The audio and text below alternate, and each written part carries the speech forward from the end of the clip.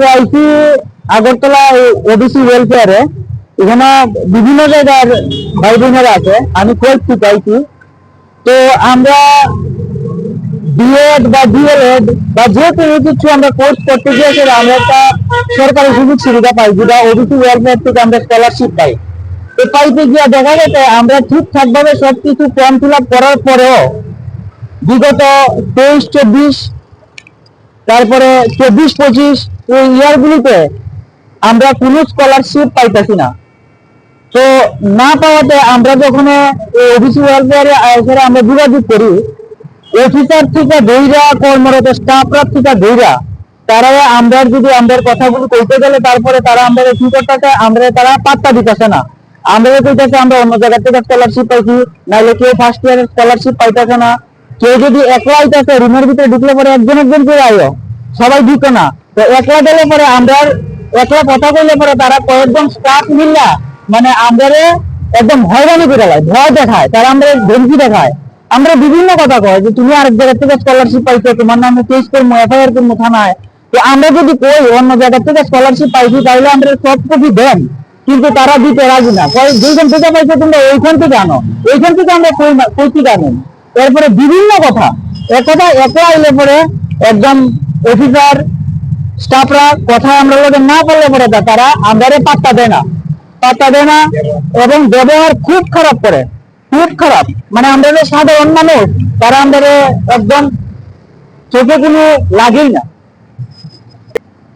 তারপরে আমাদের মাননীয় মুখ্যমন্ত্রী, যে বর্তমান গভর্নমেন্টের মুখ্যমন্ত্রী মাননীয় ডক্টর মানিক সাহা মহোদয়, উনি তো প্রত্যেকটা ভাষণের মধ্যে কইতাছে যে টাকা আইতাছে, দপ্তরে টাকা ঢুকতেছে। তো আমরা কেল্লিকে পাইতাছি না। যদি আমরা স্টুডেন্টরা যদি ওবিসি ওয়েলফেয়ারে আই, আজকে না কালকে না পরশু, সামনের মাসে ঢুকবো, এরকম করে করে আমরা ঘুরে ঘুরে দিতেছে। কোন কলেজের অমুক কলেজের তো ওখানে ঢুকছে না, কিন্তু আমরা তো জানতেছি যে টাকা ঢুকতেছে, গভর্নমেন্টও কইতাছে ঢুকতেছে। তারপরে যে গুগলের মধ্যে যে ওবিসি ওয়েলফেয়ারের যে মেইন বড় স্যার আছে, উনি যে জিমেইল আইডি বা ফোন নাম্বার এটি দেওয়া আছে, এটিও ভুল, এটির মধ্যে ফোন করলে ঢুকে না, এই আর কি। তো আমরা এখানে চাই যে আমরা প্রাপ্য টাকাটা ওবিসি ওয়েলফেয়ারের প্রাপ্য টাকাটা স্কলারশিপের, এটা যেন আমাদের তাড়াতাড়ি ফিরে যায়। নাইলে আমরা যে গরিব ঘরের স্টুডেন্টরা আছি, এত এত টাকা দিয়ে সেটা খরচা করে সেটা আমাদের পক্ষে কোনো কোর্স করা একদমই সম্ভব না। নাইলে আমরা যদি এই টাকাটা আমরা না পাই, তাহলে আমরা মাঝ পথে পড়াশোনা খাইয়ে দিতে লাগবো। এই আর কি আমাদের কাছে, মিডিয়ার কাছে আমরা আবেদন। তো এসসি এসটি স্টুডেন্টরা বিগত বছরে তারা স্কলারশিপ পাওয়া লাইছে, এখনো সেপ্টেম্বরের অক্টোবরের পাওয়া লাইছে। তো আমরা এখনো ওবিসিরা পাইছি না। যদি না তো তারা আমরা আজকে একটা শিওর আমরা একটা ডেট ওবিসি ওয়েলফেয়ারের থেকে যে কবে দিব আমরা স্কলারশিপ, নাইলে আমরা রাস্তায় নামতে বাধ্য হবো, বড় সড়ো আন্দোলনে আমরা যাইতে বাধ্য হবো।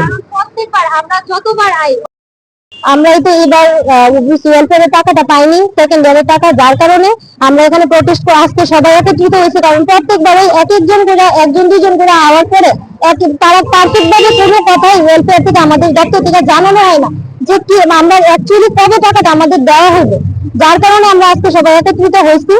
আর কারণ এখানে আসার পরে আমরা যতবারই আই প্রত্যেকবারই একই কথা কয় যে ফান্ডে টাকা নাই। সবার প্রথম কথা ফান্ডে টাকা নাই, অন্য কেউ আইলে কইতাছে যে টাকা ফান্ডে তো নাই, আবার কইতাছে যে কিছুদিনের মধ্যে হয়ে যাবে। আমি গত ডিসেম্বরের 29 তারিখে স্যারের সঙ্গে কথা বলছি, স্যার কইতাছে যে অলরেডি 16,000 স্টুডেন্টের মধ্যে 11,000 স্টুডেন্টের পেমেন্ট হয়ে গেছে, আর 5,000 স্টুডেন্টের বাকি আছে। এটা যে সপ্তাহ আমি আইসি ওই সপ্তাহে কইছে যে 2-3 দিনের মধ্যে পেমেন্ট হয়ে যাবে, আর বাদ বাকি যা থাকবে জানুয়ারিতে কমপ্লিট হয়ে যাবে। আর আমাদের একটা গ্রুপ আছে যেটার মধ্যে 400 লোকের মধ্যে এখন অব্দি একজনও টাকা পাইনি। তাহলে 11,000 যে স্টুডেন্টকে টাকা দেওয়া হয়েছে, কেউ তো একজনও পাইনি টাকা। এখন আমার একটাই আবেদন চাই যে আমরা টাকাটা অ্যাকচুয়ালি কবে দেওয়া হবে, আজকে আমাদের একটা পারফেক্ট ডেট দেন, ঠিক আছে? যেদিন আমরা দিব ওই দিন পরে আসবো। যদি ওই দিন অনুযায়ী আমরা টাকা না দেয়, তাহলে আমরা বড়সড় আন্দোলনে মানে আজকেই আমরা যা করব মানে আজকেই করবো, কারণ আমরা আর সম্ভব না।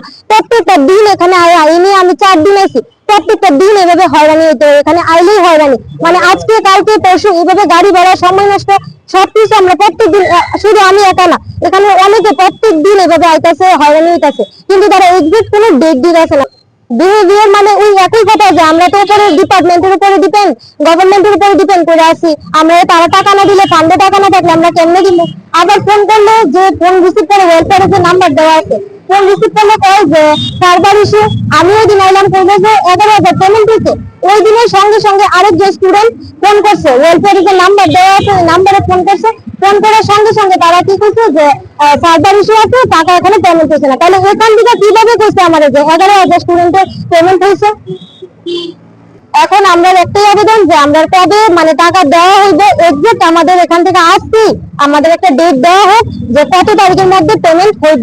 কারণ অলরেডি 4-5 মাস আমরা আর কত অপেক্ষা করবো?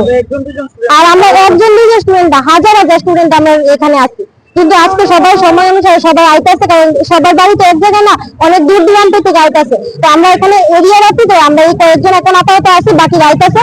আজকে আমরা যদি টাকা না পাই, আমরা মানে একজেক্ট তারা ডেট না দেয়, আজকে আমরা এখানে আন্দোলনে নামবো, কারণ আর কিছু উপায় নাই। আমরা প্রত্যেকটা মিডল ক্লাস ফ্যামিলি থেকে বিলং করি, আমরা তো সম্ভব না যে এইভাবে মানে হয়রানি হওয়াটা ইয়ে না।